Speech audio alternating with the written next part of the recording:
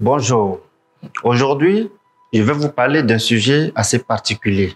Le sujet concerne la protection du corps médical en Afrique en cette période de crise sanitaire mondiale liée au coronavirus.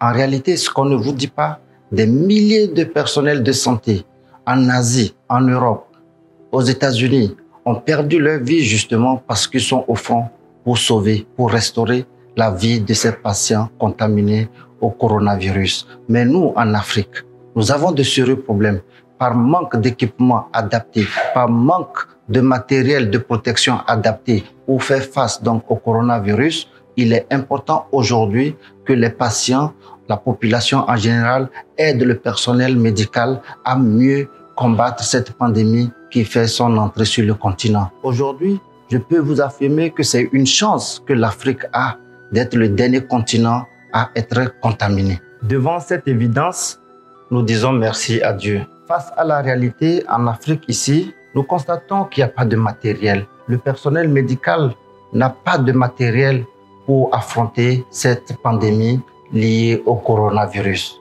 Beaucoup de patients ne pourront pas être sauvés parce que justement, le personnel médical ne pourra pas faire face. Pour cela, les gouvernements africains doivent prendre les responsabilités et doter le personnel médical en matériel de protection efficace en quantité suffisante pour faire face donc à cette pandémie liée au coronavirus. Renforcer le personnel médical en effectif suffisant, c'est maintenant qu'il faut recruter le personnel parce que nous sommes dans une situation de pandémie et les faits, les cas rapportés en Asie, en Europe, en Amérique aujourd'hui nous édifient sur la gravité de la propagation donc de ce virus.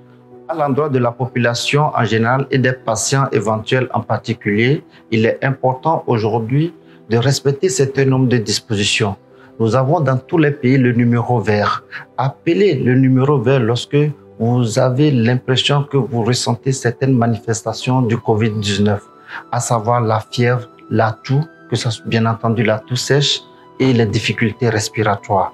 Bien entendu, tout syndrome grippal doit vous interpeller. Lorsque vous avez les manifestations même d'un paludisme simple que nous connaissons aujourd'hui, ayez le réflexe d'appeler le 111 parce que vous pouvez venir dans des formations sanitaires alors que vous êtes porteur donc du coronavirus. Il est important que la population ait ce message-là à l'esprit.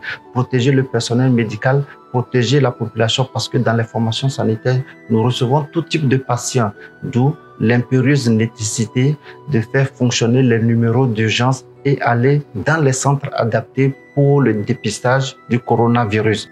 Une fois admis dans les centres de santé ou dans les formations sanitaires privées, il est important de se soumettre donc aux nouvelles mesures préventives adoptées au niveau des formations sanitaires. Ça a l'air contraignant, mais c'est pour vous protéger et protéger le personnel médical. Acceptez que le personnel médical vous examine avec les bavettes, les bonnets, les gants.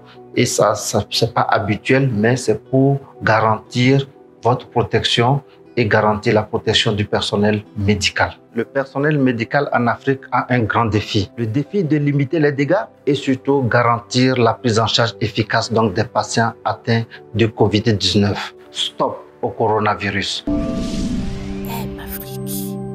Amener l'hôpital vers les populations.